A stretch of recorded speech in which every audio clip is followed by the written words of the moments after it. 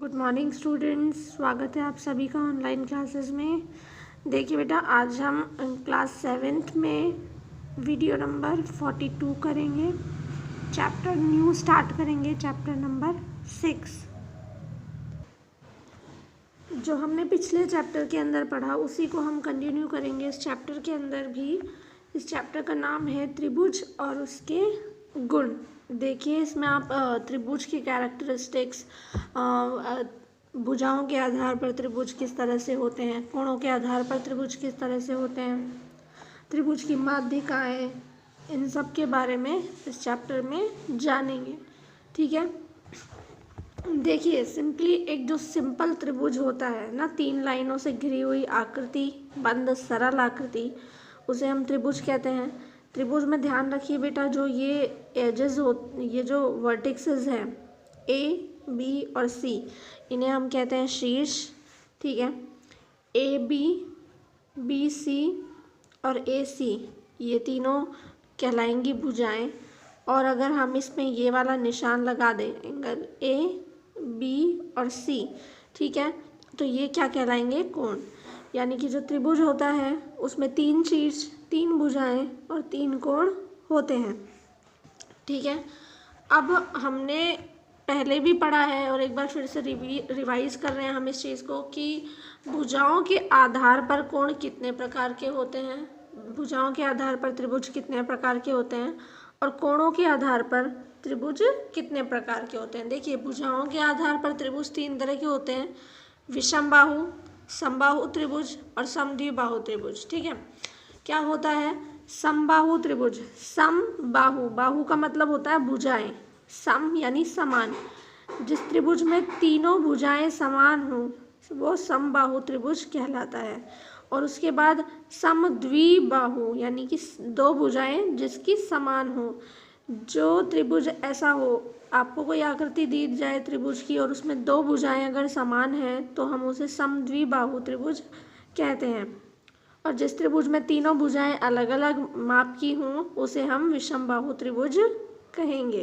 तो इस आधार पर भुजाओं के आधार पर वर्गीकरण किया गया है त्रिभुजों का, वो 3 तरह से होता है, विषमबाहु त्रिभुज, समद्विबाहु त्रिभुज और समबाहु त्रिभुज। ठीक है, इसके अलावा भुजाओं के आधार के साथ साथ कोणों के आधार पर भी त्रिभुजों को डिवाइड किया गया है। 3 तरह के होते हैं त्रिभुज कोणों के आधार पर भी, न्यून कोण त्रिभुज, अधिक कोण त्रिभुज और समकोण त्रिभुज।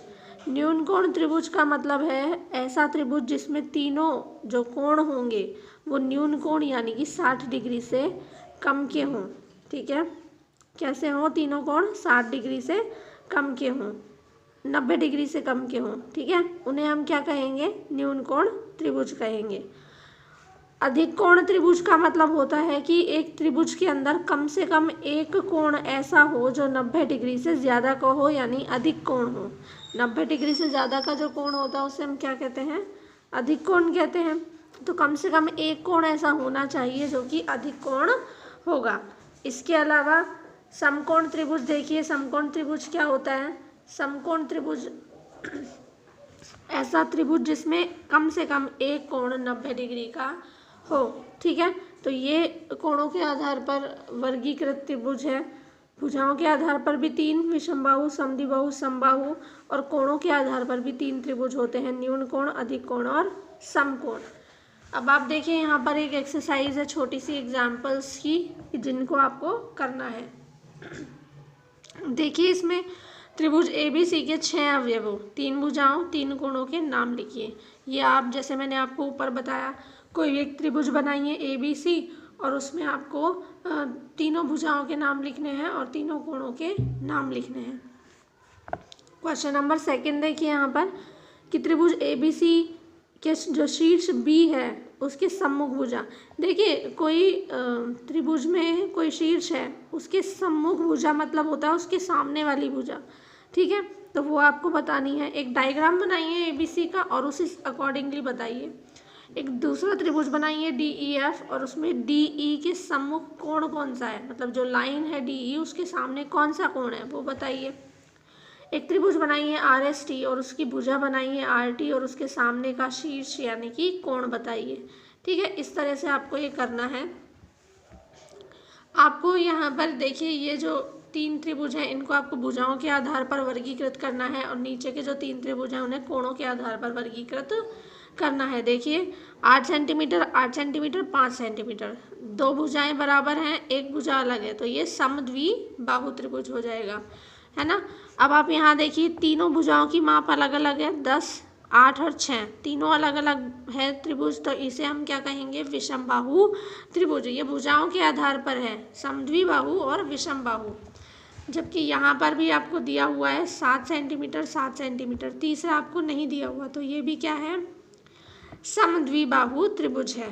ठीक है, इसके बाद आप यहाँ देखिए कोणों के आधार पर भी देख सकते हैं, 5.2 5.2 5.2 तीनों बराबर हैं, समबाहु त्रिभुज है और कोण भी बराबर हैं, तो इसलिए न्यून कोण त्रिभुज हो गए।